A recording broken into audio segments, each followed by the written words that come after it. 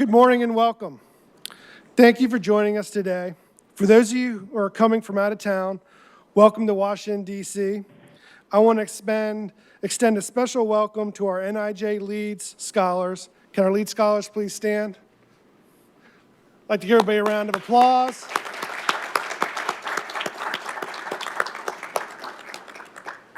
For those of you who are not familiar with the Lead Scholars Program, it stands for Law Enforcement Advancing Data and Science. Our scholars are sworn law enforcement officers from across the country working to implement evidence-based policing in their agencies. They are the true pioneers of the evidence-based policing movement, and we are honored to have them here at NIJ for their Leads Summer Session. Everyone in this room understands the importance of data, evidence, and rigorous research. I am preaching to the choir when I say we can't implement programs that just seem to work or make us feel good. We need to conduct research and evaluate programs that determine their effectiveness. We need to find out what works and what doesn't work. As the U.S. Department of Justice's lead research and evaluation agency, NIJ has a commitment to evidence-based policing practices and using rigorous evaluation methods to determine what works and what doesn't. Our lead scholars embody this every day. Our panelists also embody this, and I'm excited to have them here to speak about the good work they do. NIJ began this Research for the Real World series back in 2009 to feature research that is changing our thinking about criminal justice policies and practices. Today's event is our 30th Research for the Real World panel. Our panelists today come from across the country, from a variety of backgrounds and experience. I am honored to have them all here today.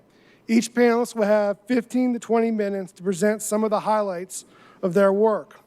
I'll then start a discussion with a few questions of my own, but I will also quickly open up for questions from members of the audience.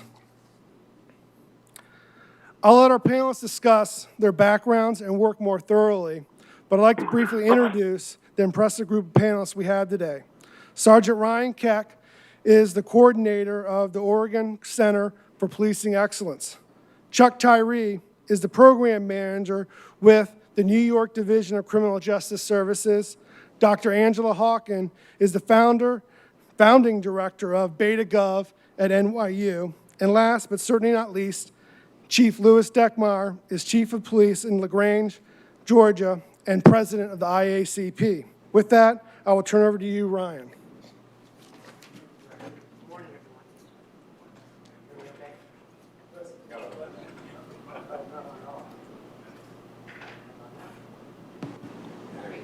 Now you hear me? All right, thank you. Well, good, that gets the nervousness out of the way with the first mix out there.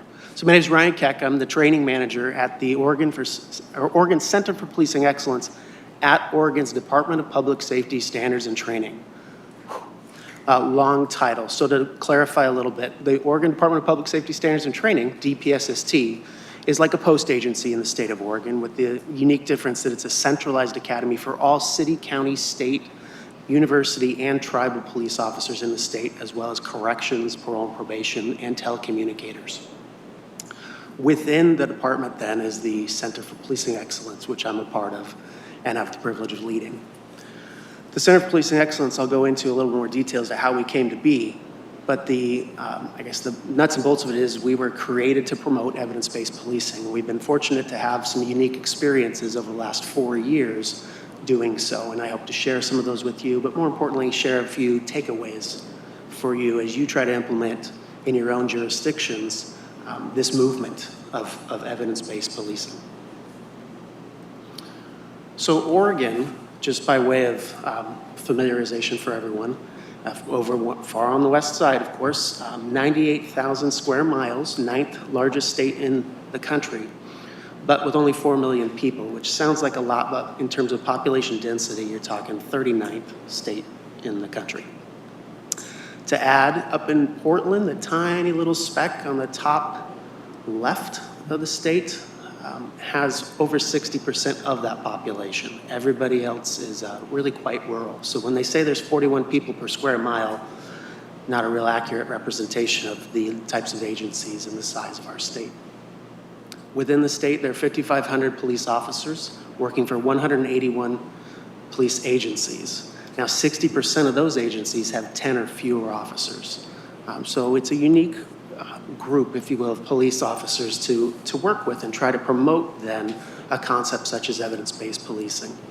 The benefit we have is, as I said, one centralized training academy. So every one of those officers, when they start their career, come to the same consistent training program in Salem, Oregon, where I work. Additionally, then, we provide a number of in-service trainings that allow for consistency across the state in a number of different areas. And then we manage, out of the Center for Policing Excellence, 2 leadership academies, both for supervisors and new middle managers, again, with a consistent focus, and being that people at those levels need to be certified in our state to maintain that promotion, they have to receive certification training, which we put on.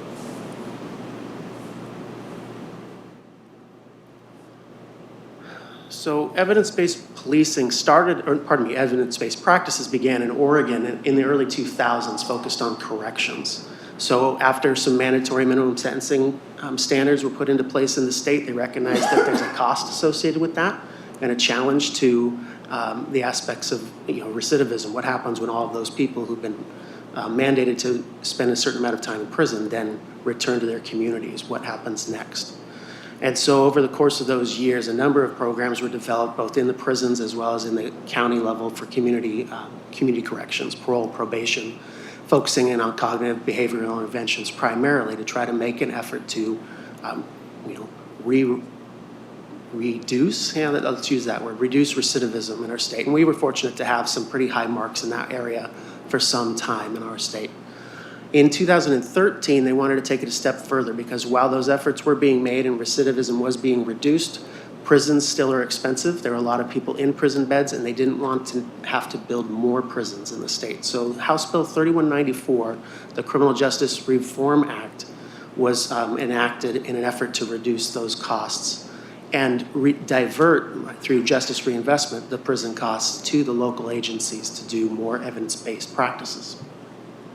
Fortunately, though, there were also some savvy law enforcement champions engaged in that dialogue, as well as some supportive legislators, who then suggested that there's something police can do as well on the topic, and that if we could include policing in this conversation about reducing recidivism, improving offender accountability, and improving public safety, we might get better results or even better results in our state. And so from those conversations, if you will, come the first lessons I might share that maybe seem age-old and commonplace when you talk about leadership and buy-in and change management. But from our experience, it's very true. If you align with the priorities of the decision makers, your opportunities seem to go up.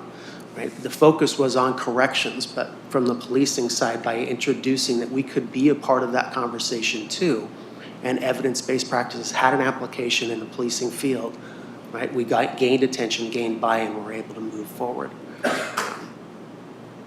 The other thing that I would add is that bringing in outside experts in those kinds of conversations is really important. You're never an expert in your own backyard. Many of you have probably felt that or experienced that.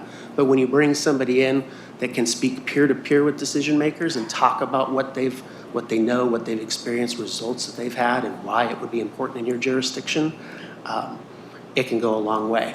I can talk all day long for the last 5 years with even leaders in our own state about the value of evidence-based policing, but they go to a conference like the symposium yesterday, they go to a ASEBP conference or something like that, and all of a sudden they have these great ideas, and they've heard about these wonderful things called evidence-based policing practices. So it is always a benefit to bring in peer-to-peer outside experience. And that's what helped lead to the legislation that passed in 2013. You can see their purposes of the center that were generated out of that statute. The other screen here I'll work through awkwardly there is the instruction guide they gave us, which is what they wanted us to do or how they wanted us to do it. But as you can see, it doesn't give a whole lot of direction per se as to how, it's just what we needed to accomplish.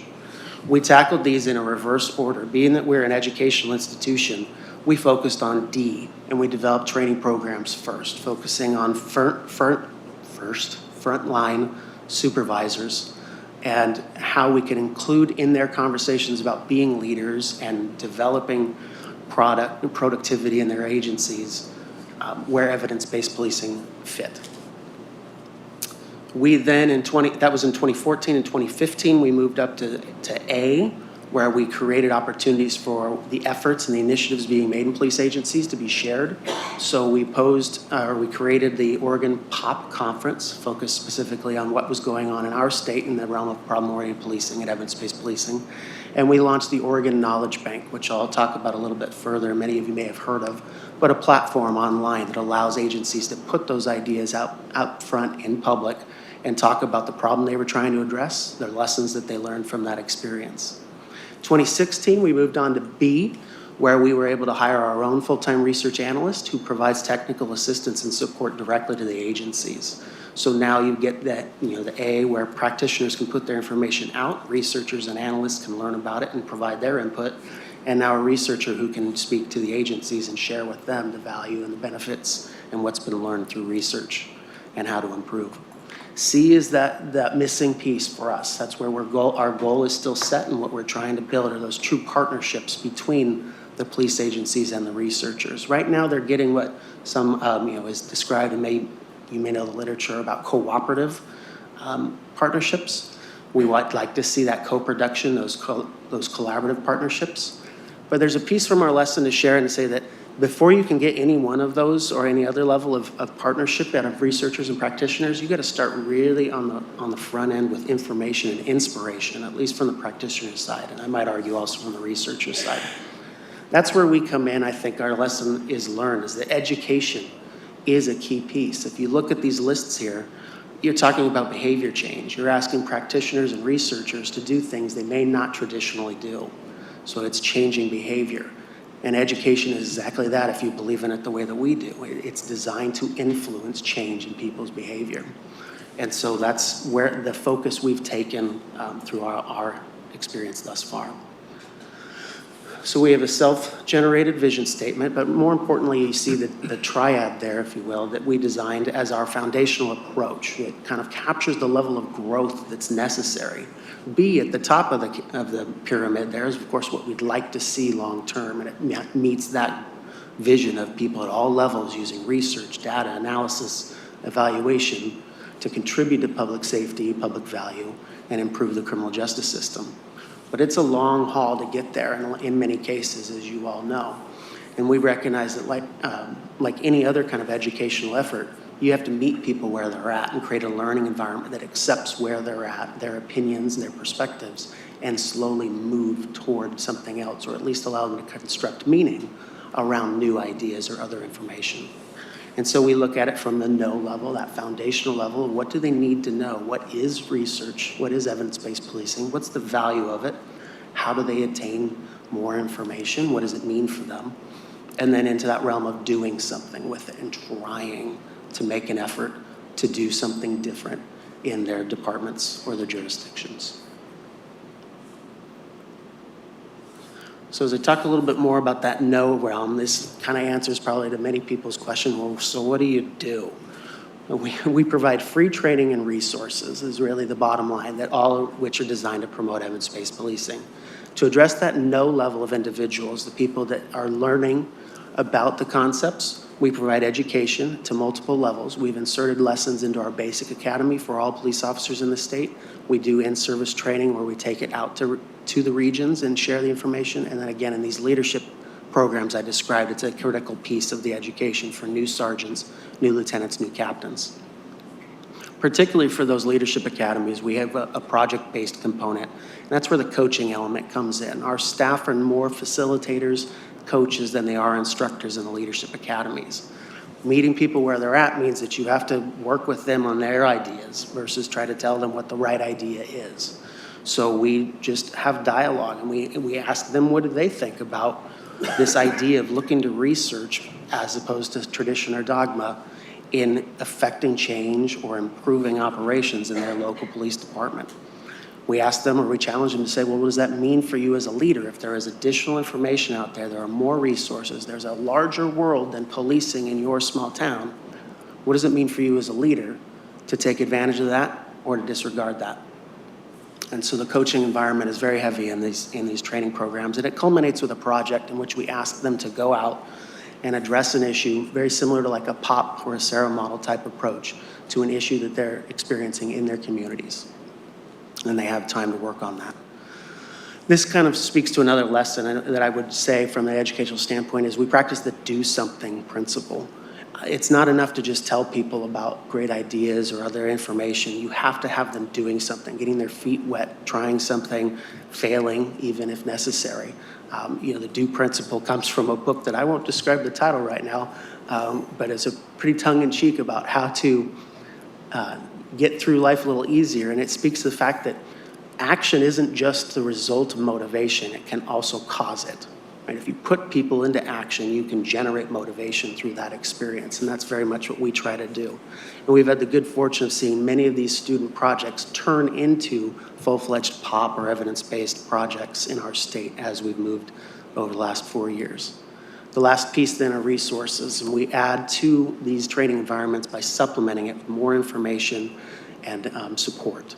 We do so through the Knowledge Bank, as you see the logo there and the web address, and I encourage you, if you haven't looked, to take a look at it. Just note that the Knowledge Bank is not evidence-based policing. It's generation of ideas and collaboration. It poses either projects going on in our state or efforts that have been made to address an issue, and then it provides summarized research for agencies, for officers to be able to grab the nuggets of pieces of research that support the work that they're interested in. In the do category then, that's where we get, after we got the hook in them and the agencies or the individuals start moving forward, we continue to support them. Technical support comes from our research analyst who's able to continue to talk with them about identifying their problems, more research that can support the direction that they're headed, and even help with the development of effective measures so that they can start to get a sense of whether or not it's working for them. This is a service available to any and all agencies throughout the state of Oregon. So for many agencies, they don't have analysts even to look at their calls for service data. Now we provide them that opportunity. Microgrants is a program that we have in place thanks to a BJA grant, which allows us to add to this support by reducing the financial barriers that some agencies run into when trying to implement even small projects like CEPTED improvements or community engagement opportunities. So we work with them to ensure that they've got a POP or an evidence-based type of model to their efforts, and with that in tow and the responsibility to report back to us their measures and share it on the Knowledge Bank, we will give them some seed money to see those projects move forward. Lastly then are the networking opportunities. We continue to provide the Oregon POP Conference so that they can come together and share what they've learned, what they've experienced, and network around these opportunities. We've started bringing in experts and speakers from around the country, not just out of Oregon, the last few years to help broaden the horizons for the folks that attend, as well as then we try to scholarship individuals to go to other related type of trainings or experiences throughout the country. We've sent people to the National POP Conference, to American Society of Criminology, et cetera, to help kind of broaden their networking ability to move forward. I'm sure I've got to be close to out of time, if not already. I don't have a clock, I apologize. But let me just summarize then some of the lessons learned that I hope will be meaningful for all of you. I joke sometimes and say this is kind of the how to start a movement list. It's just based on our experiences, none of which I think are an automatic fix. But I think they go a long way to making efforts, whether you're an officer just trying to get more officers in your department to think the way that you do, or whether you're a person in a leadership position trying to move your agency further in this direction.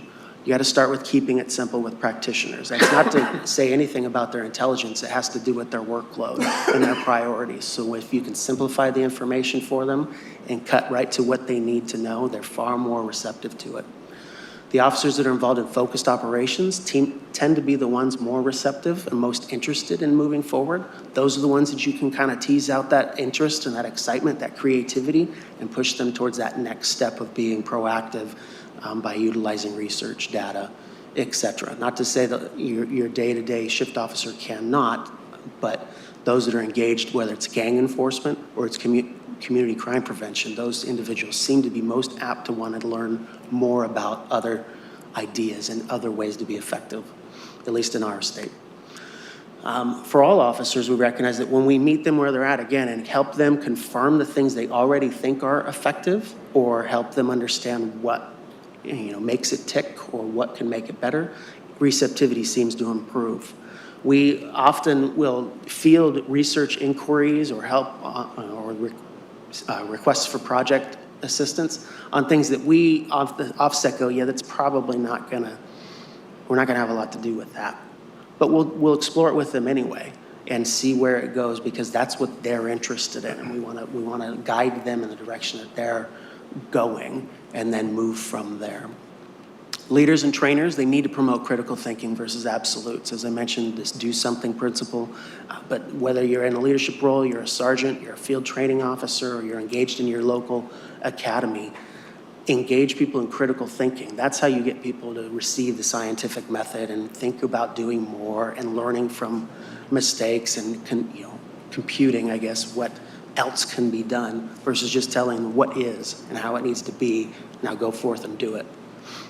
The training, as I already mentioned, needs to have those practical exercises. The officers need the opportunity to observe more than just what they're doing, as I mentioned, getting out, going beyond their own jurisdiction. I don't think I mentioned that at our leadership level, it's a multidisciplinary environment. So it's not just a supervisors or a sergeant's academy for police officers. They engage through the program with corrections leaders, parole and probation leaders, as well as telecommunication leaders, so that they're learning together the justice system, what it offers, the challenges throughout it, and how those components can all work together and change. Lastly, then, as I mentioned at the beginning, these projects need to align with these goals, these needs of decision makers, or when you do so anyway, they seem to receive much greater priority. Real quickly, promoting evidence-based policing wasn't enough. CPE then over the years has then been given additional tasks by the legislature. Very briefly, we recognize that legitimacy and procedural justice is a part of the dialogue, so it's not just about crime prevention or community livability, but it's also about building or maintaining public trust. So much of our training and the efforts we do in the realm of curriculum development goes into these topics and what works, what's known. We were given the opportunity, it was the way I would describe it, to take on a statewide approach towards crisis intervention training as well, and develop standards for that in our state and provide consultation, technical support, and training in that realm to help our agencies. We're pleased to say that at this stage, after 3 years with that program, we now have over 50% of the counties in our state holding a crisis intervention team training and have a steering committee in place to address the needs of those suffering from mental illness. Lastly, then, and newest is we call it statistical transparency of policing. This is your STOPS data collection related to racial disparities. That's becoming a mandatory requirement in our state beginning next month. And we're there in place and cited, in fact, in the legislature as having to devise or provide technical assistance to agencies once these reports are presented in terms of the data on how to make improvements or analyze and understand their data from the evidence-based to the best practices standpoint. So a lot of work to come for the Center for Policing Excellence in the state of Oregon for many years to go. With that, there's my contact information, as well as really the nuts and bolts of this work that I've described to you is our researcher, Annie Rexford, and so I've put her information up there as well. Thank you. Thank you very much.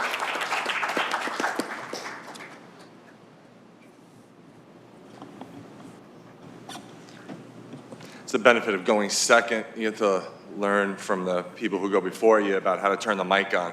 We didn't rehearse that beforehand, so thank you, Ryan, for that. If let's see if I can just get to my PowerPoint.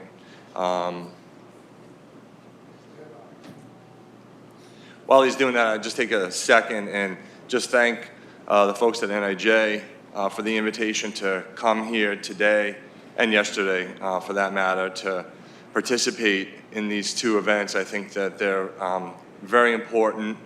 I'm very passionate about the role of evidence-based policing in policing around the state of New York specifically, and I'm very interested in particular of learning about what's happening across the country, because there is a lot of very good work that's happening around the country.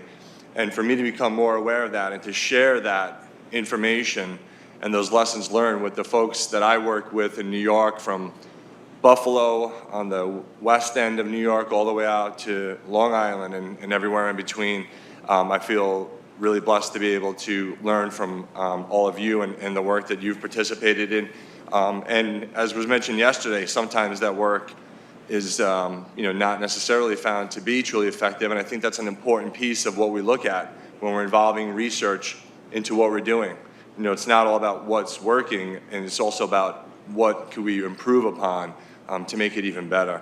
So that's something we've been involved in the state of New York through a program that I'm responsible for called the Gun-Involved Violence Elimination Program.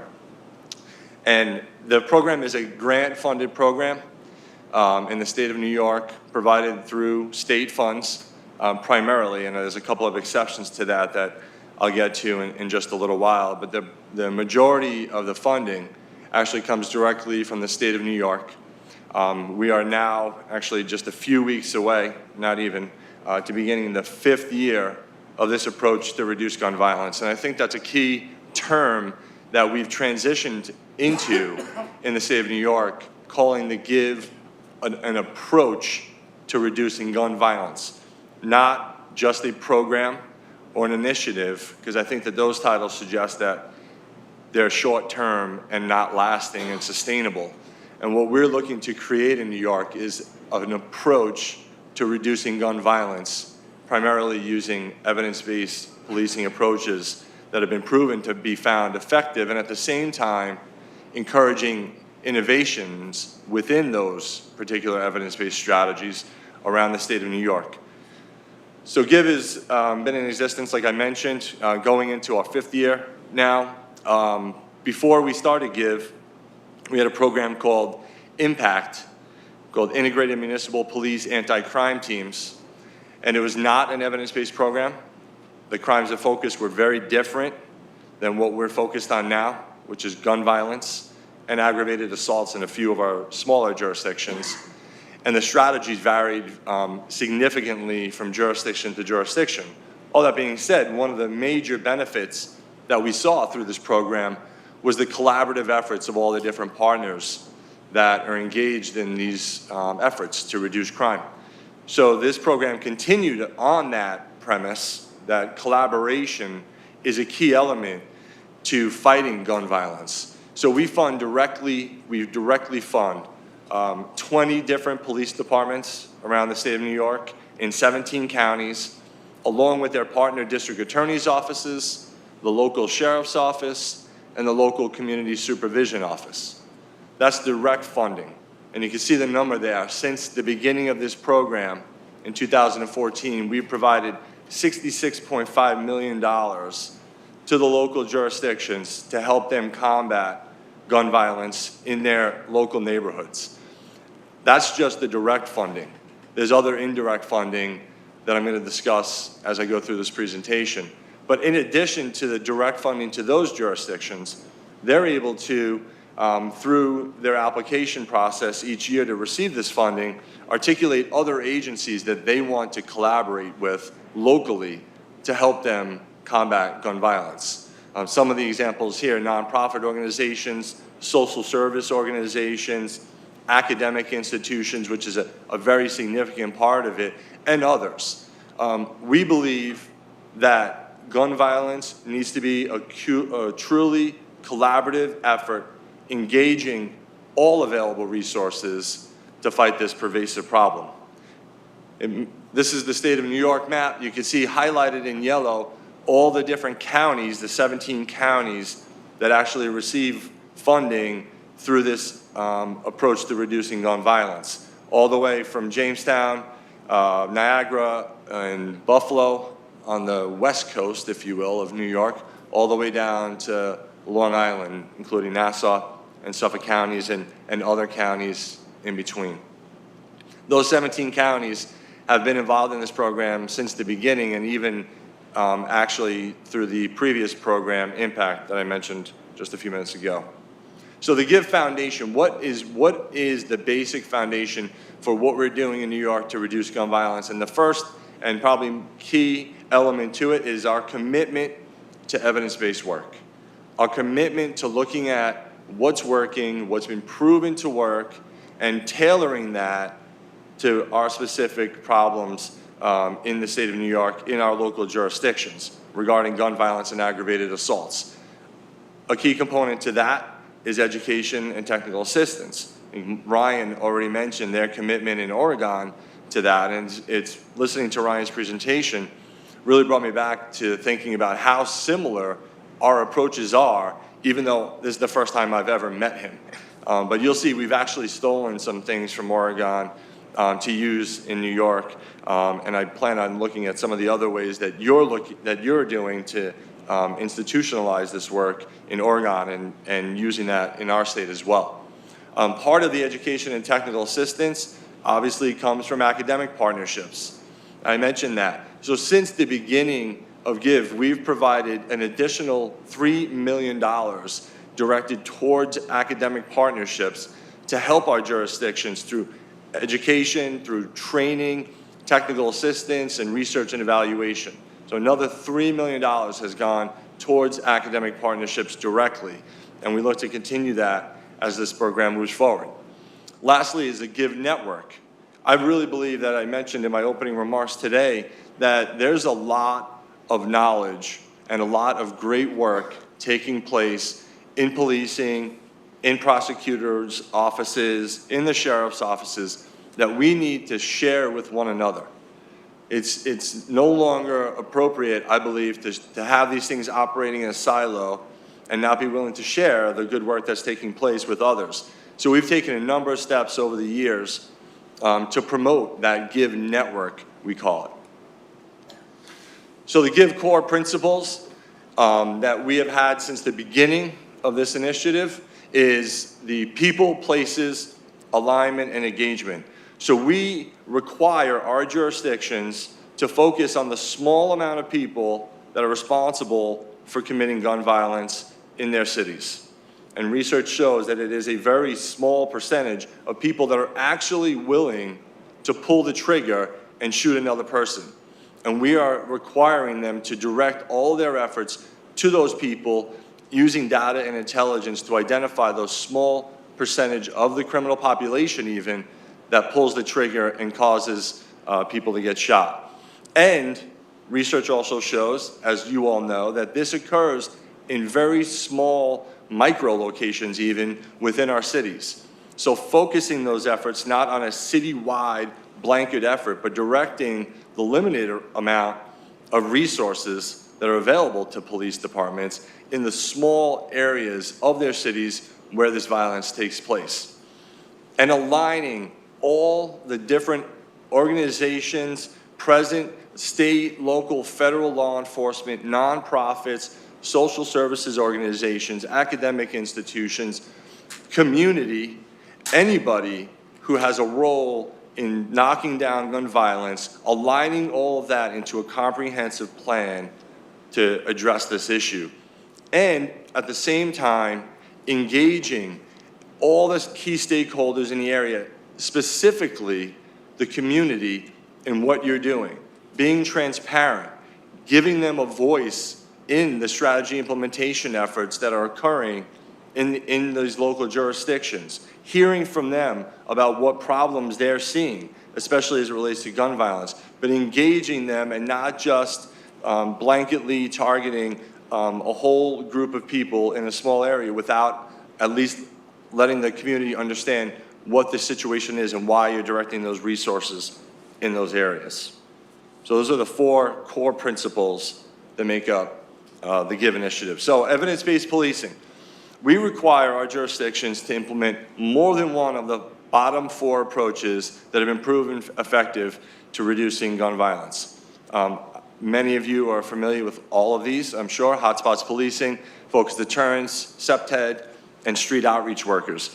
We also require our jurisdictions to utilize the problem-oriented policing framework to actually look at what is the specific issue that's driving gun violence in their city. And as you can imagine, New York's geography, different demographics, things of that nature, make it so those issues are really different from jurisdiction to jurisdiction. Actually, they could really be different even within the same city in different parts of the city. So we encourage them and require them actually to use the POP framework, the SARA methodology, to identify the underlying issue driving gun violence, and then tailor their specific strategy based on that issue. At the same time, we require the jurisdictions to implement or embed the concepts and the pillars of procedural justice into everything that they do. And this was a change that we recognized after the first year of GIVE, where we had procedural justice as a separate thing that the jurisdictions can do. And as you can imagine, not many of the jurisdictions chose that in year one. So we looked at that and said, this is a bad message that we're sending, that you could use procedural justice as some separate thing to do. We saw that as an opportunity to have them embed those principles into all of the work that they were engaged in. And I think the 21st Century Task Force on Policing report that just came out a few years ago really solidified that for us, where the first pillar was basically procedural justice and how you could then look at that into everything else that you're doing in policing. And we feel that's an important piece of the work that we're involved in to reduce gun violence. So GIVE technical assistance, I mentioned this, and we're talking about education and training. And I want to dig a little bit deeper into some of these things here. But right from the very beginning, we knew that if we were going to require our jurisdictions to implement these evidence-based policing strategies, we had to do some education on what they were. And we started out even before the first year of GIVE even started. We were out there conducting this training and engaging subject matter experts from around the country into our efforts. So you can see we've trained over 2,600 people in these different, and this is not an exhaustive list of all the different training that we've done since the beginning of GIVE, but we really actually have built on and had a progressively intense program of training. So we initially started out doing training on a broad regional level where we'd have multiple jurisdictions come in to kind of understand the basics of each one of these evidence-based approaches. Then we build on that by doing one-on-one type of training, partnering jurisdictions with academic partners to work with them one-on-one on these different evidence-based approaches. And we've also done even more direct technical assistance with jurisdictions like Albany, Newburgh, Niagara Falls, and Kingston that work directly with the John Jay folks at the National Network for Safe Communities on the group violence intervention, for example. The Finn Institute, which is located in Albany, has provided direct technical assistance for focused deterrence with two of our jurisdictions, Utica and Schenectady. We've contracted with Craig Uchida and his folks at Justice and Security Strategies to do 2 series of hotspot policing workshops, one in the first year of GIVE and one just last year. We've partnered with the National Crime Prevention Council on doing a basic CPTED course, an advanced CPTED course, and then we've partnered with Facilities Management International to do a train-the-trainer format of CPTED. And that's a model that we're going to increasingly, a train-the-trainer format for this, to build up the local expertise, to have the locals driving the training in their own departments and agencies. I think that's an important piece of it, rather than just having these outside people coming in to tell you how to do it. Now you're building up your own local experts to help train your own people. It's also a force multiplier, right? We can't train, the 100,000 or so law enforcement officers in the state of New York, but the locals can train their own people. So we've gone to that model with a number of these different trainings and vendors that we're utilizing. Procedural justice has also been a big focus for us. We've done 3 train the trainers with Lori Friedel and her group at Fair and Impartial Policing on implicit bias. 3 of our jurisdictions are working directly with Blue Courage on training from them. We've also adopted the procedural justice 1 and 2 training that Chicago had and a train-the-trainer format. And we now have New York State certified instructors that go around to teach the local jurisdictions in the tenets of procedural justice. But that's not all. There's many other types of initiatives and training that we've done over the years with other vendors and other agencies to increase the knowledge level of evidence-based policing in our jurisdictions. So some of the other training that we are planning to do, and one of the things I'm really excited about, is partnering with Cynthia Lum and Chris Copa from George Mason on an evidence-based policing course for practitioners and trainers. It's going to be a 10-week online course via distance learning at a college level, where we're going to give police department members participating in this training to, again, increase that local knowledge. And these are some of the other activities that we have that are going on to continue to advance evidence-based policing. These are an example of some of our academic partners that have worked directly with our agencies, and I mentioned that funding previously. Lastly, I want to get into quick the GIVE evaluation. We thought that it was not just important for us to be looking at the work and encouraging evaluations of the work that's taking place in the local jurisdictions, but also looking at it from the GIVE initiative as we look at it on a statewide level. So we partnered with the folks at RIT right from the beginning of GIVE up until the end of 2017 to look at that. They did a lot of work with our jurisdictions in capturing data, which we now continue to use to move the program forward.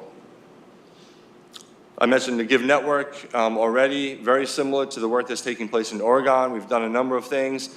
And the DCJS Knowledge Bank, the last bullet there, is actually a direct, we didn't exactly copy it, but we looked at the Oregon Knowledge Bank as a way to share this programmatic information, the good work that's taking place around the state of New York, in an easier to use format via the internet. So that's the Knowledge Bank. Just a couple of outcomes to show you the effect that we are seeing on gun violence in New York since the beginning of this program. So the 2014, and this is January to May, because I wanted to give you the most up-to-date statistics regarding our shooting violence problem. So you can see we've had a 23, almost 24% reduction in incidents, 31% reduction in people injured, and almost 29% reduction in shooting victims that were killed as a result of gun violence in that particular time frame. Looking at it from 2017, last year, to this year, year to date, we're continuing to see really significant reductions in gun violence, almost 28% less incidents, 35% less victims, and 35% less people killed than we did in 2017. I'm very hesitant to give the credit for all of this. I'm very aware of the fact that there is a lot of work taking place within our partnerships outside of the GIVE framework even.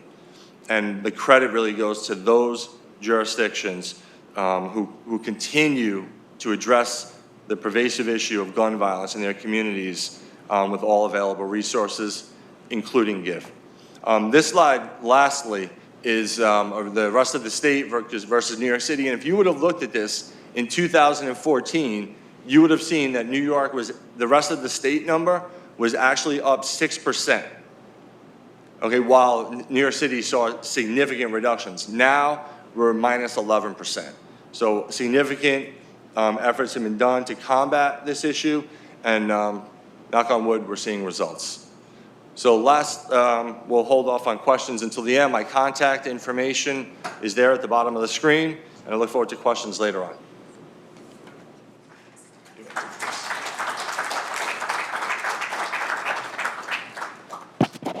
Is there a way to make this work?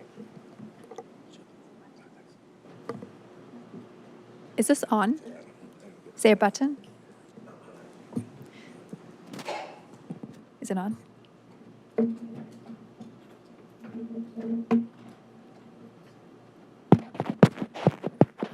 think there is. Try that. Did I confuse them? Is it good? Oh, that's wonderful. Thank you. There's a good reason for delaying everything and standing up. I've just returned from India, and I'm 17 hours ahead.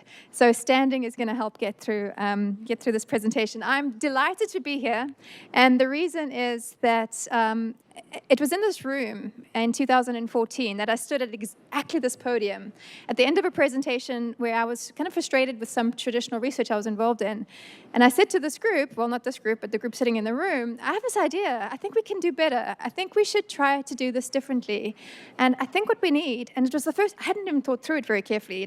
I was just kind of vomiting on the spot. I think what we need is a center for practitioner-led trials. Let's make this practitioner-led, because the language I hear about research to practice is really, or the bridging the divide is really about just bringing people to your side of the divide. So why don't we put research into practice? And it was in this room, and I called it the Center for Practitioner-Led Trial, which, by the way, received $0 in funding. The first application went to BJA, and they responded, and they said they loved it, but it was unfundable by the federal government, because it was just didn't really fit within funding frameworks. So I went back to my office very depressed, thinking my baby was about to die, and I thought, well, that wasn't a very good marketing exercise, because actually when you call anything the center of anything, it just sucks the air out of the room, right? It sounds so academic. And that wasn't the idea. We wanted to create something different. So that day, I said, what we want to do is better government, right? If we're going to bother having government programs, let's make sure they work. We need better government. That means we need beta testing of government agencies. So what we need is beta gov. And I made a call and I received the first commitment from funding that day. And the idea really is that marketing matters. And I'm terrible at it, but I got a little lucky with calling Beta Gov. It's since rebranded to Beta Hub because we do a lot of work, and this really primarily stems from my interest in government agencies, but we have so many silos that become quite unproductive. So last year we launched Beta Ed, which is on education, and whether you're in prisons or in probation or in juvenile justice, the education side really matters. And this year we're launching Beta Health, primarily focused on opioids. I want to quickly give a shout out also to Leeds and blame Maureen for really all the work I've been doing in the last year. I'm so much older than I should be right now. Thanks, Maureen.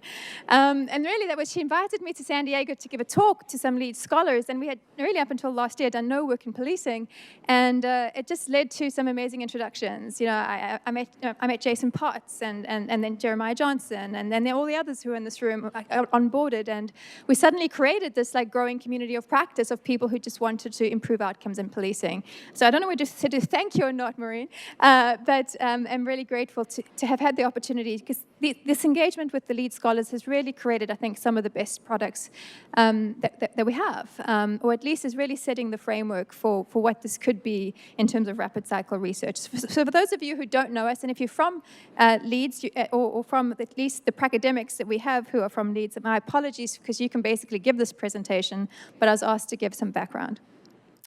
Most of what we do, and I can see I already have formatting issues, so I apologize for my crappy slides. Most of what we do has never been tested because we've made it very difficult to do testing. And I want to start this by saying I'm really not declaring war on traditional academia. And I think there's a really important role for the more traditional academic model where we do the careful, thoughtful research that does cost a lot of money.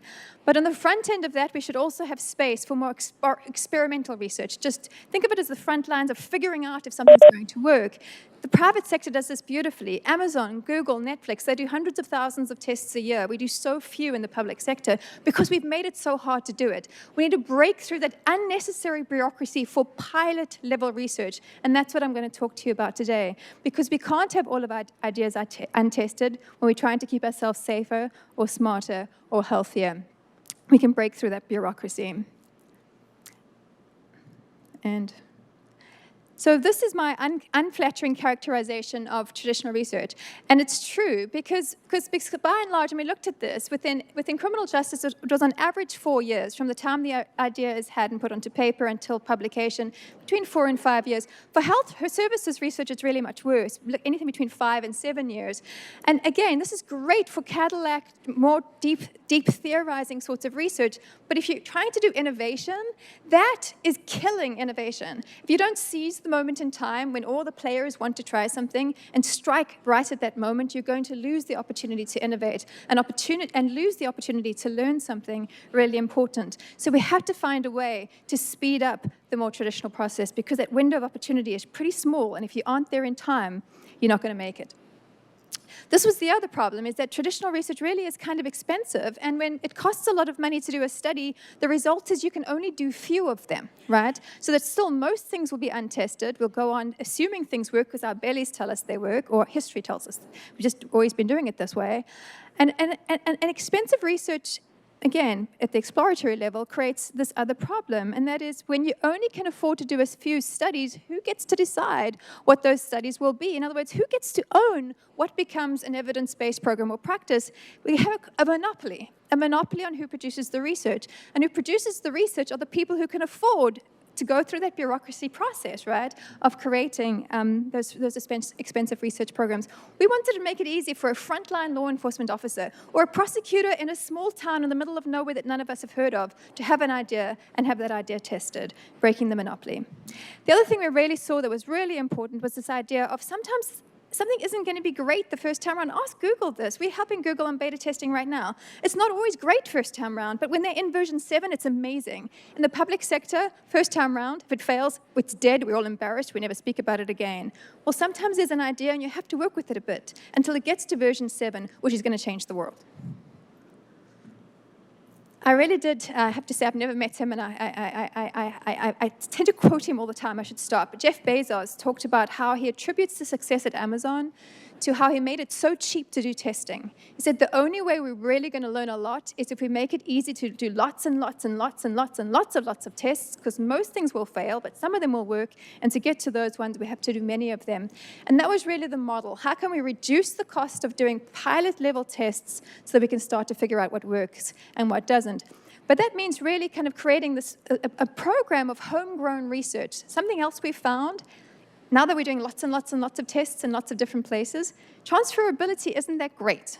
Something that works over here doesn't necessarily work over here and might actually stink over here, but it's still really great over here, right? Which means we really have to be able to do research in our own backyards and figure out if something is working for us.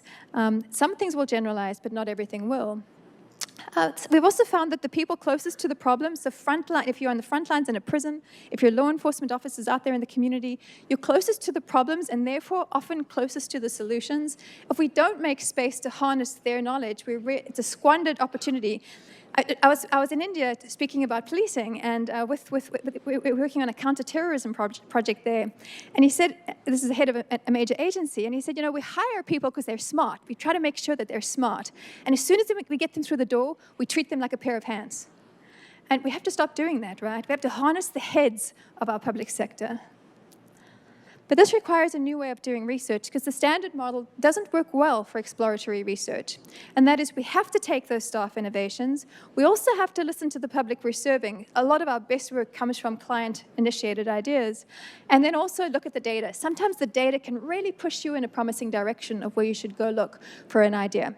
So we launched Pracademia. To do this, I realized as one small team, we were never going to get to Amazon-style testing. We have to harness the power of the public sector. We need to create Pracademia, which is basically a practitioner who gets just a little bit of help to do the research that they need at the pilot level to figure out if something is working or not. So we do that every month. And we now have a growing network of what we call social sector innovators working across the country right now to try something new. At last count, a few months ago, we were at 400. My guess is right now we're probably at 500 people across the country somewhere trying and testing an innovation with us. We hosted an event in April. Some of you will see your faces in this. This is a group of academics who either completed work with us or are working with us. Some of them one of them, Jeremiah Johnson, you're here, has a PhD. He's unusual in that crowd. Most of our academics some of them have college degrees, several of them have high school degrees. And I can tell you, one of the high school degree recipients here, who has run a randomized control trial, has run a randomized control trial that would stand its own against any substantial randomized control trial. Done under the right conditions, they can really produce impressive work. So this is how it works. You submit your idea to us, to our website. We vet it with you and your leadership. Leadership has to buy in, otherwise this is going to die. There's a 1-hour webinar, that's all it takes, where we tell you what you can expect of us. These are the resources we will give you as we work together, but also what we expect of you. And I want to point out, when I mentioned the work of Jeremiah Johnson and Jason Potts, that it sounds easy. what we expect of you. What we expect of you is actually a lot. I call it stretch government. Everybody who works with us has a full-time job in a government agency. They are going above and beyond to help their organization become a learning organization. But our expectations are then very clear. This is what it takes to really get this research done, and it isn't always easy. They're then given a BetaGov team. They get a PhD level person working with them, a statistician, some case manager for day-to-day logistics, and a writer to produce a one-page snapshot, which we, by the way, through research can now tell you for sure is the magic number of pages for a research document. I can tell you from click patterns because we've studied it. No one wants to read the 20. They might say thank you for the 20-page document. They will never click into it if they know it's 20 pages. With the team in place, off they go. Some of this work launches very quickly. Some of it has to get delayed because there's obviously much more layers of review, depending on the nature of the pilot. If you're coming to us about a text messaging pilot, we can have that launched within a week. And often we do. If you're coming to us with something more complicated, it might take a few months. Most of our projects would launch within a month or two once we clear review. Our typical projects, on average, the modal time to completion is 3 to 4 months from first conversation to snapshot in hand. We do have projects that complete within hours. And if you want to hear about those, I'm happy to tell you. From beginning to end, randomized control trial, done. We are fast, and we focus on what you care about. The other thing we do is try to raise funding from either government agencies or philanthropy so that we are always free for the government entity that we are working with, which is very important to our model. And notice what it says here. This is your pilot. It's your pilot. This is your research, not ours. We are merely the facilitators, right? This is all about you, not about us. And when I first told my team that I was taking our names off of all the documents that were produced, they nearly had heart attacks because they were in an academic institution. And I reminded them that I had 5 girls between the age of 18 and 25 living in my home at the time. I'm an aunt to several people who come from abroad and live with me, and I pay tuition. They did not know who Elvis Presley was. If I have 5 kids in my house who don't know who Elvis Presley is, do I really care if my name is in that publication? What I care about is affecting change, which is why we always give credit where credit is due to the creator of the innovation in that agency who went to stretch government and did more than they needed to do. A couple of examples, and I'll be quick, and you feel free to just give me the thumbs, whatever, if I'm we started work. We're very interested in new technologies. We're working on virtual reality. There's lots of applications in prisons and as well as law enforcement training. As some of you in this room will actually be hearing from us because of our partnership with Google on implicit bias and policing. Stay tuned for those of you who will hear from us. We're very interested in just small things and how technology can make small things happen. One of the first trials we did was on text messaging reminders for probation appointments. We've now done it for court appointments, pre-warrant issue, all sorts of things being done, tested via phones. This is the first one we completed, by the way. And it was a text messaging trial done by a woman who has no formal background in research. Perfectly nicely done, small experiment just to see whether the text messaging will make a difference. Her trial has now been replicated in at least a dozen jurisdictions. That trial led to work with adults and juveniles in all sorts of ways. We have found that it works well with some populations and doesn't with others. And it really gave us a quick lesson about replication, when we can expect it and when we can't. And that's not my slide.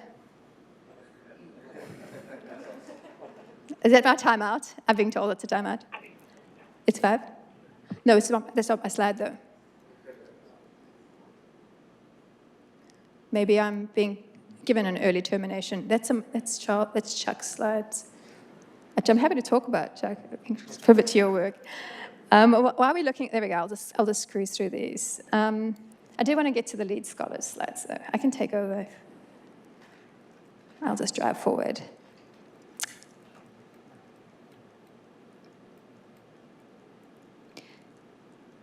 I think the important lesson about this was also just how quick you can replicate. Once you create a community of practice, like we had one thing that held, and then the next thing, suddenly we had 10 versions of that study happening. I want to make a quick mention of Pennsylvania before moving on to lead scholars, because this is the example of what we'd like to do moving forward. We met Pennsylvania DOC, this is the Department of Corrections, about 2 years ago, and they invited us in to give a presentation to their 2 top 100. And we really created a relationship that I think will become the new model for how you create learning organizations within government. The relationship emphasizes innovation and testing. It shows the importance of trying something before rolling it out. We have stopped that agency from doing several terribly bad things. And one thing, unfortunately, we did not get to stop them, and it resulted in an officer death. We had an idea that was put to them, and they've just had a recent tragedy. But they were about to roll out several practices, and those small tests demonstrated failing forward that was not a good idea. So this is an agency that's so nimble now in terms of how it's learning, and we have an entirely expedited process for how BetaGov integrates into their agency. So and I'll go through this very quickly. Basically, 2 years old, this relationship. First meeting, 140 ideas. They then opened it up to a bigger group, another 160 ideas, basically. We're now over 300, I think nearly pushing 400 ideas that were submitted to us by staff at the department. It quickly triages through their general counsel, and we lose about half of them through general counsel, not feasible. We then lose about another 30% through our own ethics review, and the rest are right there, ready to be tested. So we have really hundreds now on the books with the Pennsylvania Department of Corrections. And I think that's the model moving forward. Make it easy for the information to flow, make it easy to fail forward, shut things down, replicate quickly, and here's some examples of just what we're doing there. It's all sorts of things. Micro-environmental design, smell, color, light, incentivizing positive behavior. They're really focused on officer well-being. We're testing vitamin D. We're testing yoga for officers because that's what they wanted. These are their ideas, not ours. We focused on facility safety, optimizing programming, all sorts of things happening very quickly. And it's just considered no big deal because that's what they do. They're a learning organization now. We just try everything. This is one of their virtual reality pilots that is really informing work we're doing now across the country, including a new submission we made to BJA on integrating virtual reality into treatment in custody for opiate use disorder. There's an example of one from the facility, collaborative design. Inmates, mental health staff, corrections officers came together to test a practice that has worked beautifully. No big deal. We can just learn together.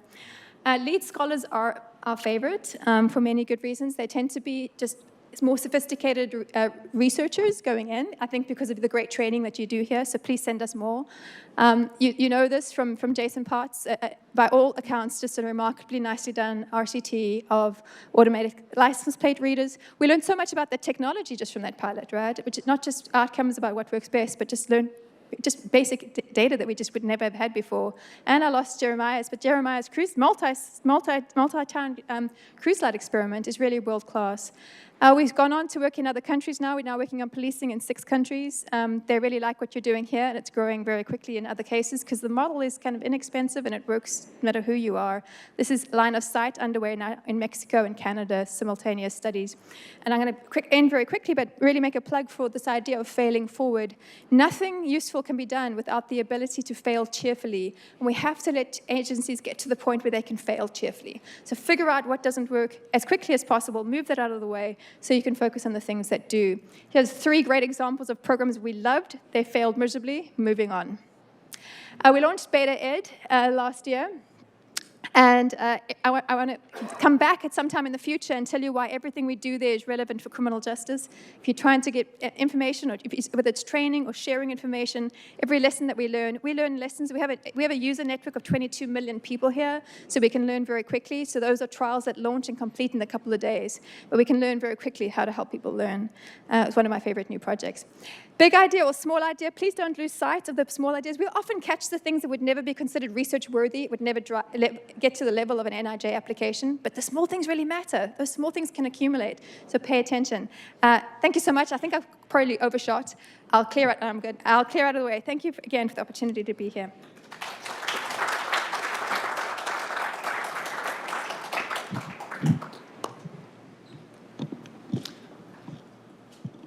I was shopping a couple of months ago, and I ran into one of our Superior Court judges. And he said, "I got to tell you, Chief," he says, "the polygraphist you have, it's just not fair." And I said, "What are you talking about, Judge?" "Well, he has a British accent, and every time he speaks, he seems like he's the smartest guy in the courtroom." Angela, I appreciate speaking after you.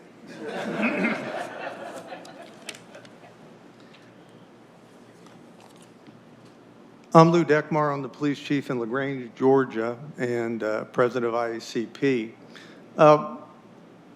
I think as a practitioner, I was invited, and that's why I don't have a PowerPoint, is to react to what I've heard.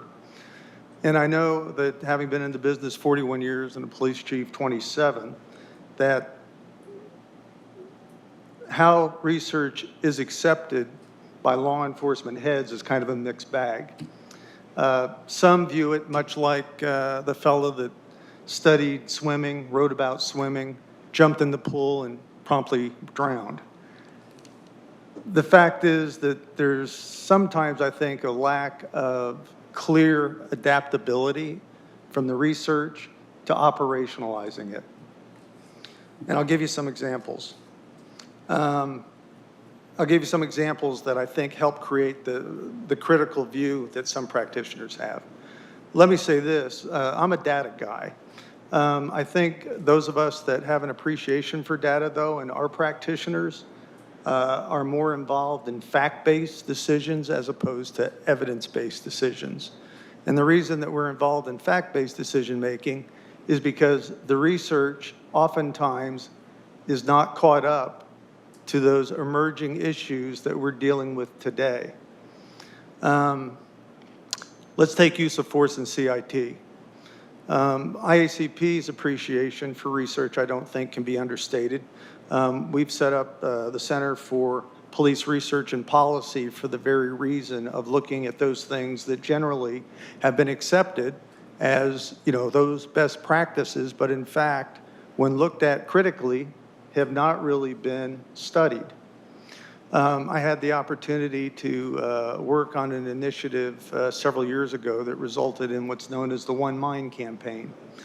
And we brought together researchers, practitioners, attorneys, mental health providers, psychiatrists, psychologists, and we had, in essence, a roundtable.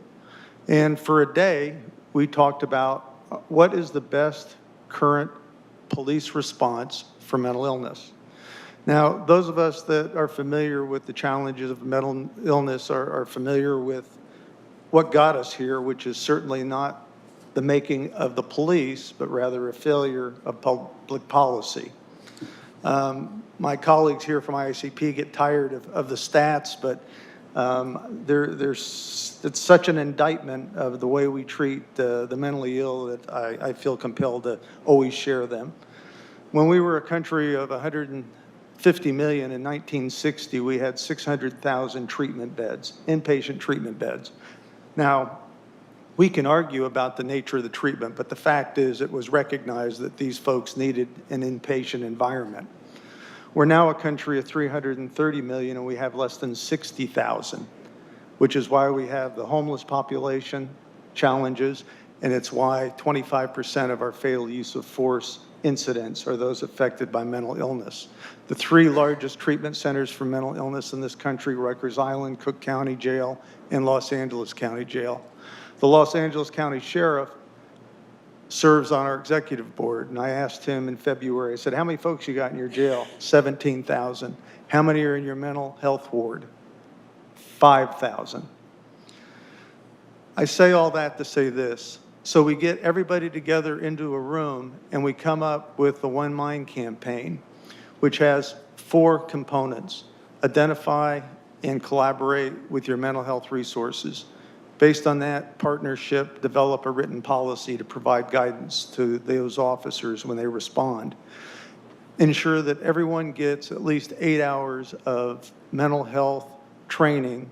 Frequently what is mentioned is mental health first aid, with an emphasis on identifying and employing de-escalation techniques. And then 20% of the agency receives CIT training, crisis intervention training.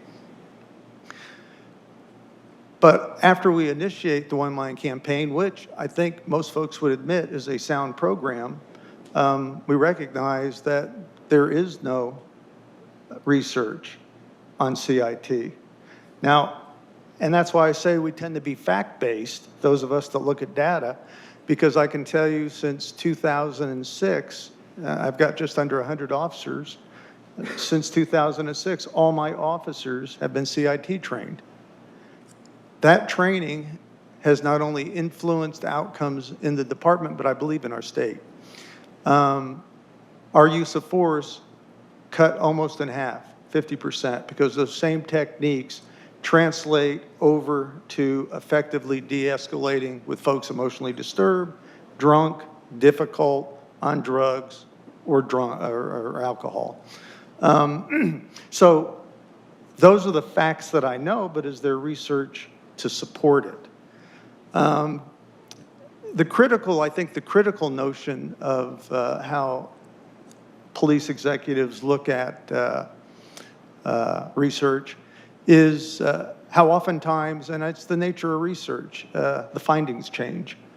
I'll give you a couple of examples. I had a hip replacement in December. 4 hours later, I was up walking. A colleague of mine had a hip replacement 10 years ago. He was home 6 weeks and had to sit or lay. They discouraged him from moving. And in fact, they found, well, that's not the case. The quicker I was back to work in 6 days. He was back to work in 6 weeks. Same as you recall with those that received heart, an operation or surgery involving the heart. Used to be bed rest. Now before they leave the hospital, they're up and moving. And so I think research by its nature attempts to provide answers, but it also has to be looked at with the lens of what is the practical application of this research and how is that research going to affect my community. We all recall, well, maybe we all don't because you guys are probably weren't in policing in the late 80s. They rolled out DARE. And I remember being perplexed when they rolled out DARE because oh man, this is going to be a great program. This is going to deal with adolescent drug use, middle school drug use. And I'm thinking, wait a minute, what is this DARE program?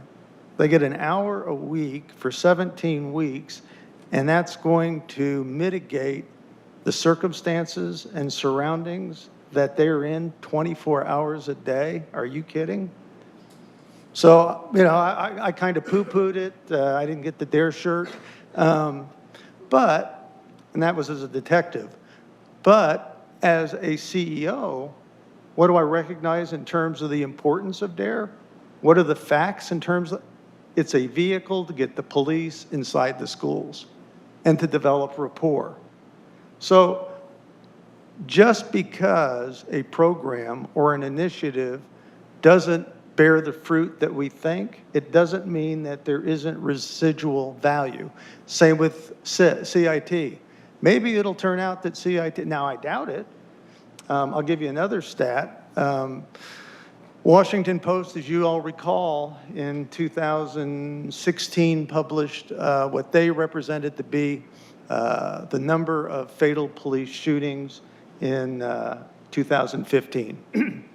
Shamefully, we have no research on that. So our best evidence, something that ought to be obvious, we have no research on. So the best evidence that Washington Post has, I think the number just changed a couple of times, but 992 comes to mind. 992 fatal police shootings. Now, prior to that, based on the voluntary submission of information, it was believed to be somewhere between 300 and 400. In fact, it was significantly more than that.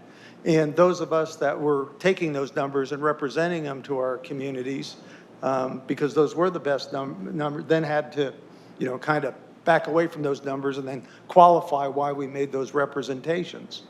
But it was a failure of research to recognize an important component of policing and provide the kind of information that law enforcement needs.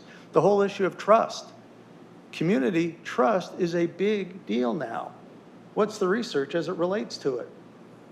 Well, I can tell you in my jurisdiction, I was confronted with a situation where I learned that our police department had been involved in a lynching in the 1940s, and that was still a big deal in the African-American community. I'm looking for all kind of research on how to deal with this. Couldn't find any. The closest thing I found was a YouTube video of an apology by President Clinton because of the syphilis studies at Tuskegee between 1929 and 1969. So there needs to be a clear and vibrant partnership between those in the field, those that are CEOs, and those that are doing the research. And Angela's point that, research has taken 4, 5, 6 years. Police chiefs are dead and long gone by the time the research comes out. The average for a police chief, 3 to 5 years. I'm an anomaly. I've been a police chief 27 years. But most in Georgia is 5 years. Another point that I would make is rely on research of other institutions. Human behavior in organizations generally is the same. Human behavior, period, ain't changed much since the Old Testament. Read, we haven't changed much at all. The only thing that's changed is the way we do stuff to each other. And there are a couple that I'll share with you. Harvard doctor, a graduate of Harvard, I think he taught at Harvard. He was intrigued by the number of staph infections and the variance between staph infections in some hospitals compared to others. My wife is a microbiologist in a hospital, so she has really sensitized me to these. They've changed it now. She says they call it HAI, hospital-acquired infections, as opposed to staph infections. So they just say HAI. By the way, 100,000 people die a year in hospitals. We kill less than 1,000. If we kill people like hospitals? Anyway, my point is, he looked at the variances, and what he found is those hospitals that had a strict protocol, checklist, and accountability had great outcomes. And the culture was everybody had a responsibility for enforcing it. A doctor comes in the room, he starts to put hands on patient, the janitor's in there cleaning the place, hey doc, hit your hands. Everybody's expected to enforce it. What I learned from that was a couple of things. Number one, checklists. We have 24. I have a checklist on checklists. Because if we, and I challenge you, go back, pull 3 or 4 burglary reports. Are they consistent, or does it depend on the personality of the author? If it depends on the personality of the author, that's the responsibility of the agency.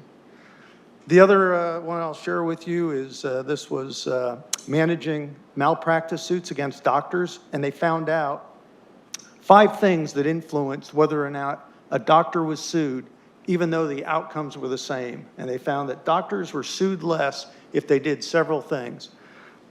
Oftentimes you show up for your surgery, that's the first time you see your surgeon. Comes in, says, hey, what is it, your right leg, your left leg, let me mark it, let me initial it, see you after the operation, out the door he goes. What he finds, you develop a rapport and you connect, people are less likely to sue. What does that mean to us? Citizen comes in to make a complaint. How do we train our supervisors to develop that rapport? How do we train our supervisors to develop that trust so they don't leave there and hold a press conference? And there were 4 other steps, but and to be respectful for time, I just wanted to share those 2 studies with you. I'll look forward to any questions. I'll just close with this. I commend you all for being in this program. You are in leadership roles now and will be the leaders in the future at a time that is frisky, but a time that's challenging, and a time where we have great support from the community more than you know or appreciate. And I'll give you another quick stat because I am a data guy. 1 year after Ferguson, and as you recall, we got beat up a good year after Ferguson. There were 6 other bad outcomes that were videotaped. Gallup poll, I saw it on USA Today. I pick up the paper. Gallup poll, the headline is, confidence in the police 20-year low. Ugh. We were at 62%. I think we went to 51. So I pull up the Gallup poll and I look. Well, wait a minute. They scored 20 institutions. We dropped from 3rd to 4th. That same poll President Obama was at 44%, the Supreme Court was at 32%, the media was at 19%, and Congress was at 9%. In our worst time at 20 years, those folks would kill for those numbers. And I had to ask myself as a student of our profession, why have we remained relatively high confidence level despite the mess that we've seen? And it occurs to me that in the United States, 86% of our police agencies, which confound our international partners because they don't understand how we operate with 18,000 agencies. But with 86% being municipal agencies, when folks think of the police and ask about the police, they think, what's my relationship? What's my experience? They don't project what they see in the media. And happily, a year ago, I saw where we've had the highest that we've had, 74%. So thank you for what you do. God bless you.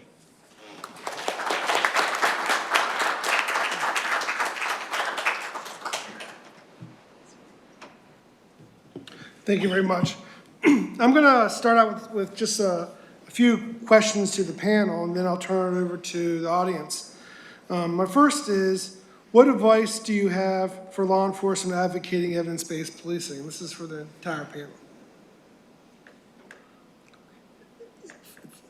These are middle managers, right? Yes. And you're asking, what advice do we have for them? Yes. I can tell you as a practitioner. There's a model about how you affect change.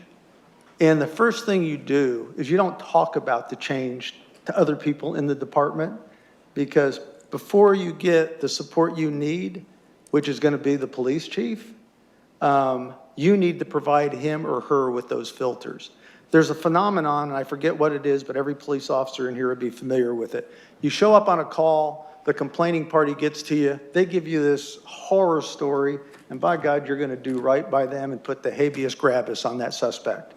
And you find the suspect, and you're getting ready to snatch him or her, they're going, wait, stops. And eventually they penetrate that filter, and you go, wait a minute, they ain't the problem, they are. Whoever provides the filter first provides how that executive is going to look at it.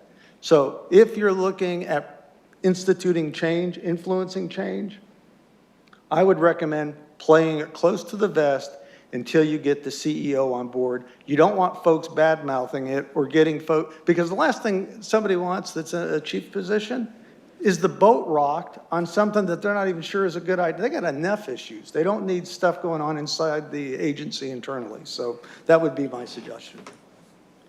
I think that's good advice. Any other thoughts? Just, I want to kind of echo the chief's remarks, but also for the agencies that are already engaging in evidence-based policing practices and not necessarily seeing results right away. I'm reminded a couple of years ago at a symposium that we held in New York, I'm going to call him Roger Prizbliski, but I'm probably butchering his last name, but he's a researcher we had that was talking about implementing evidence-based strategies, and he talked about like a timeline of 2 to 4 years under ideal circumstances to implement one evidence-based policing model in a jurisdiction. And we looked at it from our perspective. We have 17 different jurisdictions, multiple evidence-based strategies that we're looking for our agencies to engage in. How long would that take? And I pretty much decided I was going to retire by the time it was fully implemented.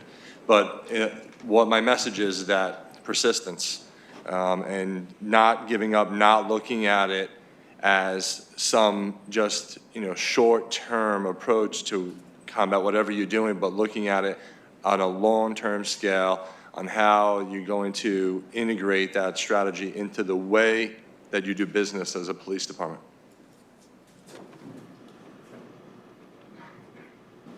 All right, my last question before I turn it over to the audience is, and I want NIJ staff to take careful notes, what can NIJ do better to meet the needs of law enforcement and communicate the value of evidence?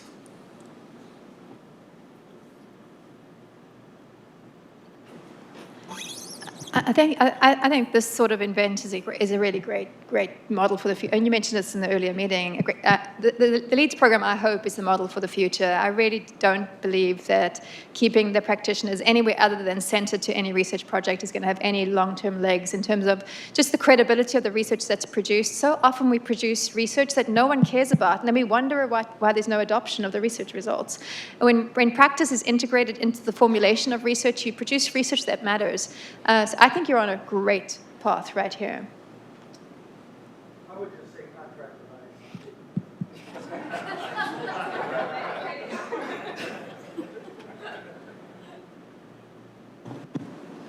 I would just add, the more that NIJ can come out to the agencies, right? So we've got the reverse going on, it seems, through the application process for LEAD scholars to get in and get related or connected. But the other way around I think does wonders as well. Each time that NIJ has had, we've been fortunate to bring them out and meet with people in Oregon or meet BetaGov in Oregon, right? It opens up doors as opposed to them just seeking it out via their own drive, their own research. All right, thank you very much. Now, I'd like to turn it over to the members of the audience. We have 3 microphones strategically placed. If you can just say your name and affiliation and ask a question, don't be shy.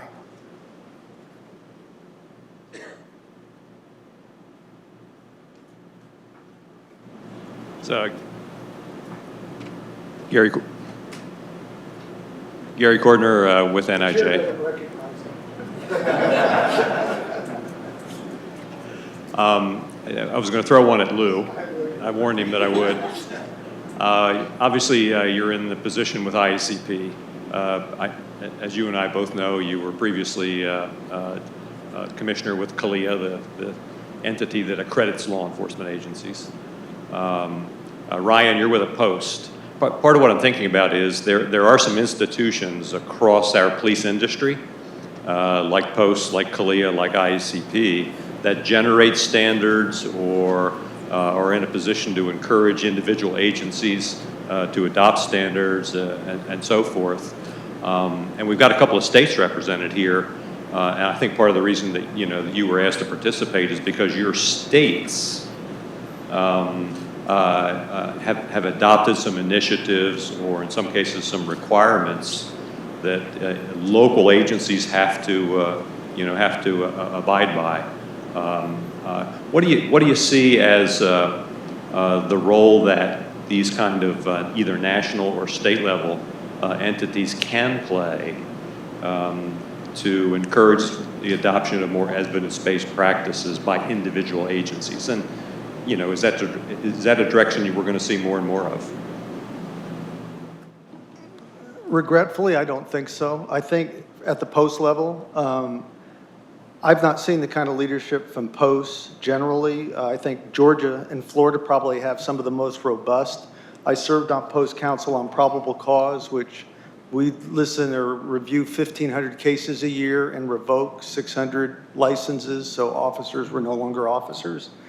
Florida, very similar, but you have a lot of states that don't have that kind of oversight. They just have the training component.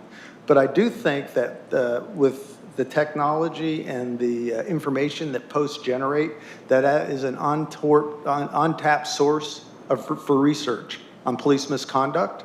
As it relates to CALEA, as you know, there's 18,000 law enforcement agencies in the country, and less than 1,000 are accredited. The good news is because most accredited agencies are medium to large, 1 out of 4 officers in this country work for an accredited agency. And so that is a way to influence behaviors through the accreditation standard process. So yes, I do see a significant role for them, for Noble, IACP, PERF, because if you look at all those organizations, they touch the CEOs in most departments. And I think peer exchange of information at workshops, I think, is probably one of the most effective ways of affecting change. I would just add, in our state, the certification standards don't speak directly to what needs to be taught, but they lay a picture for what education an officer needs in order to be certified.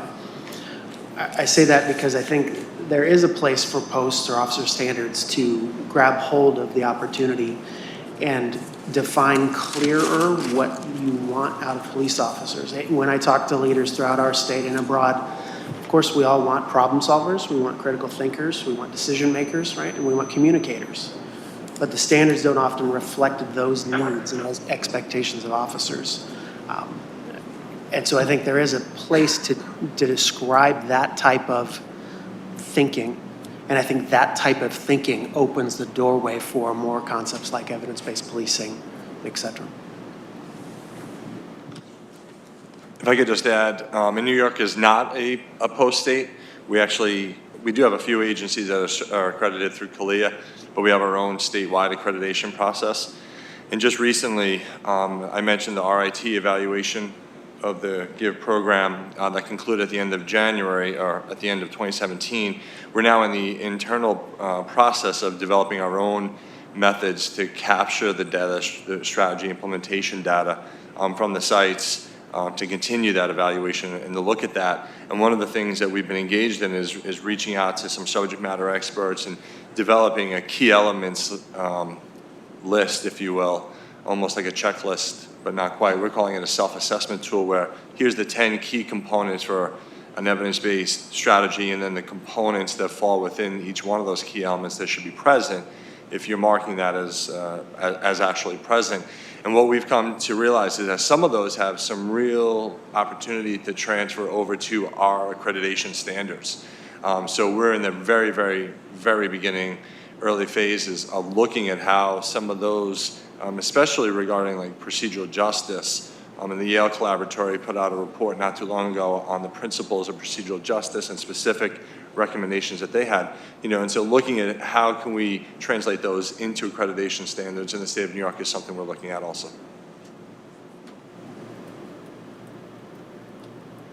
Hello, my name is Tariq McGuire. I'm a Deputy Police Chief with Arlington, Texas Police Department. And so I thank each of you for your comments, and I'm also a lead scholar. Several things that you all pointed out that I would like to just kind of ask a few questions about. I think as a police department, there are a couple of things that we look at on an evolving basis in relation to crime. And a lot of times we see SARA projects and we see problem-oriented policing projects associated with it. And those two areas are primarily property crime and violent crime. So when you look at technology and other parameters of how those things affect what we do operational on a daily basis, I think evidence-based policing clearly applies, across those methods. But to Chief Degmar's point, when you look at different training and when you look at different things that are institutionalized in a law enforcement agency, those things are great because you see positive outcomes or results, but you really don't understand probably more so the effectiveness of measuring that. And I think sometimes it's because we don't have those metrics in place before we implement programs that will tell us the benefits of those outcomes. But outside of what we deal with on an everyday basis, I think that there are some national contemporary issues that law enforcement deals with, right? And I think when you look at, most recently in Texas, when you look at school shootings, when you look at, the mental health crisis, when you look at all of these national issues that are at the forefront of policing, the criminal justice system, how does evidence-based policing or methods apply to those areas? So my question directly is, where do you see the emerging issues in policing, and how does evidence-based policing apply to those national emerging issues?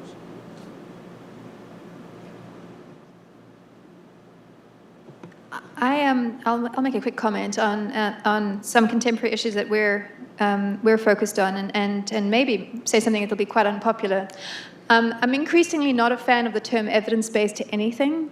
I'm a big fan of the term evidence-generating whatever. And the idea is that we obviously have to focus on evidence, and evidence is key. But sometimes when we think about a universe where we're really required to go shopping from a list of evidence-based programs, it's quite constraining. So the idea of taking those evidence-based programs that we know that it works as well as we know from the basis of the most recent science, but adding to that and leaning in and doing as much as we can. On mental health, we've really been doing quite a bit of interesting work with law enforcement now, and really getting law enforcement to kind of reconceive of its role in the community, and really making sure that all the right players have been in the room, and together give them the power to create that evidence-generating practice, right? So they're trying new strategies together, informed by each other, whether it's public health agencies, with the community corrections is there, police is there, and they're creating their own evidence base now, their own homegrown evidence base. And I think that sometimes if the evidence base isn't there, sometimes there is science and it's great and you know you can trust that science, but sometimes there's a vacuum. And if there's a vacuum, you really have to be in the business of evidence generating practices, right? Where you have to try something on your own, make sure you're keeping a close eye on your own data, and then move it forward if it's working, or modify if it isn't. We're doing something similar with opioids now, but the idea really is that sometimes there is great literature to lean on, and sometimes it isn't. But whether it's there or not, you should still have that evidence framework in your head. Sometimes it just takes the extra work of having to make sure you've got your own data around the issue. And I think you hit the nail on the head, which is there are a lot of interrelated, complicated issues that affect crime that just does not lay at the feet of the police, which is why IACP and the other major organizations have called for a commission on law enforcement administration and justice, because it's been 50 years since we had the Presidential Commission on Crime. A lot has changed. And it was 50 years before that, before we had one. But the last Presidential Commission resulted in increase in education, training. All the posts were set up after that time. 911 center. So convincing the legislature and the administration that this isn't just another research project, but there's going to be action-oriented conclusions and recommendations that will affect the community and improve the safety of the community. Hi, my name is Bill Rush, and I work for Lewis Burke Associates. So we're a government relations firm out here in Washington, and all we do is represent nonprofit universities and research institutes. So we are the research side of things, and I really appreciate all the practitioner, evidence-based knowledge and know-how and programs being developed by NIJ. But I think that universities are very well positioned to kind of address the threats of tomorrow, and maybe larger, multifaceted, systemic threats that could maybe be a 5-year complete deep dive across campus, different disciplines, bringing everyone together, including practitioners, to address these challenges. And I know that the Defense Department has done quite a bit to, make sure that there are technologies and make sure that there are processes for the threats of today. But I'm wondering if there's anything, just based on your experience, is kind of a loaded question, that kind of keeps you up at night, that you kind of see maybe 5 or 10 years down the line, that if there's an evidence base now, or if there's some really people digging into it, I think that, or in addition to persistent problems like the mental health issue, as you were saying, that you think that academia could really get started on. So how can we really help you right now for the threats of tomorrow?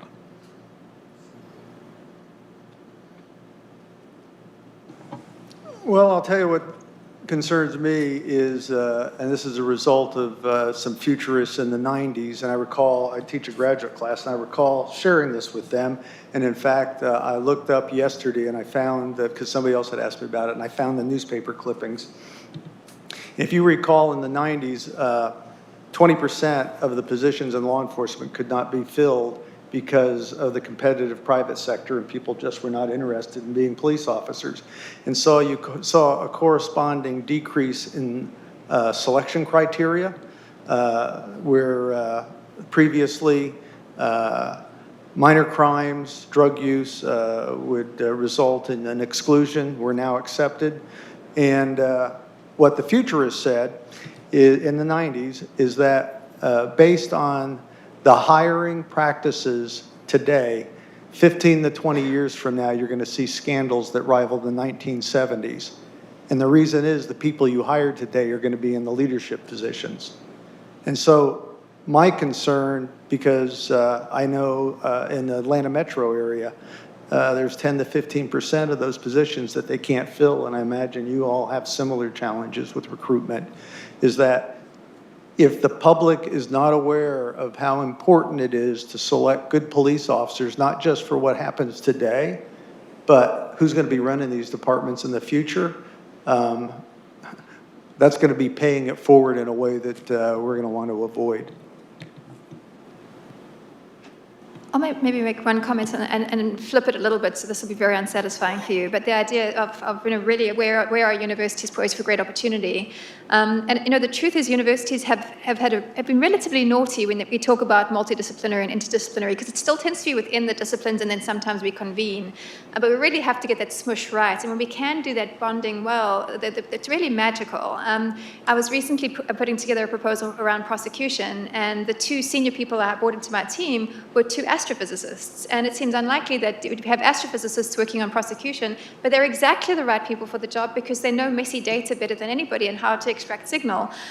So I think the teams, even within criminal justice moving forward, we have to bring in the machine learning experts, the big data scientists, as well as the subject matter experts on the field, because we're moving so aggressively forward. The future of data, 5 years from now, what looks like the research that we're doing, even the research we're doing now, is going to look so dated. We have a new project we're about to work on that's blowing my mind. It's going to, quite frankly, put all of us out of business.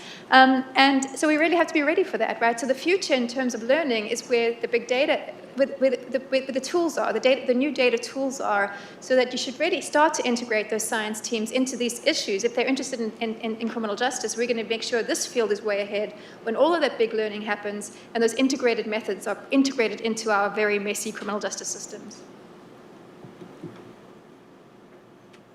Howard Spivak from NIJ. This is primarily for Angela. Angela, I think you know I'm a fan of the work you do, big fan, but it would be helpful for you to speak to how you see the relationship between the work you do and the larger, more cumbersome, sometimes work that NIJ is able to fund, because there is a relationship, I think, between the tortoise and the hare here. No, absolutely. And I'm still a big fan of the hare, the tortoise, sorry. Big fan of the hare, but also a fan of the tortoise. They're just different. And I think from the beginning, when I was thinking of this, I thought, I want those are my colleagues too. I just want their work to be pointed in a more productive direction. I think about some massive studies I've been involved in that were really expensive, that if there was this kind of formative research, this exploratory research on the front end, those researchers doing their very comprehensive studies would have been so much more productive. So think of this as really just like helping where are the glimmers of light where we should be spending the hundreds of thousands, millions of dollars on? But right now, it's still just in the formative phase, so it should cost $25,000, $30,000 to do this exploratory research. But if there's nothing there, let's move on. Let's iterate or move on. So I think they're completely complementary. And in fact, we're starting to really be sought out now by academic partners, institutions, realizing not only can you get publications out pretty quickly in this model, but also there's something there which we can create the pilot data for when they are sending an application to you. That said, I'd like to see NIJ write an RFP that I can respond to. I think this is important, and I've never seen one that I can respond to that makes sense, because I'm not going to be able to tell you today what the theoretical framework is, because I don't know what I'm going to study today, because I'm going to jump in and leap on something important when it arises. It just doesn't work with the traditional funding world, but I think we're going to be very helpful down the line, and we're still very new, right? When we have enough going out there where we can start to really produce kind of, typologies of what's really, really working well, and where should we be concerned about replication. But the best gift we're going to give academia very soon, and I can't wait to write it for you, is to tell you what the natural failure rate should be and how many of your studies you should be killing. Because if you aren't killing 1/3 of the studies you fund within the first few months, you're being irresponsible. We kill at least 1/3 of what we start because we know within a few months in, this is not doing anybody any good and it should shut down. So I think we'll have those lessons. It'll be bubbled up very quickly that others might learn from too. But the natural death is very important. All right, well, with that, we are going to conclude this event, and I thank our panelists and everybody for attending. I'd like to give a big round of applause to everybody.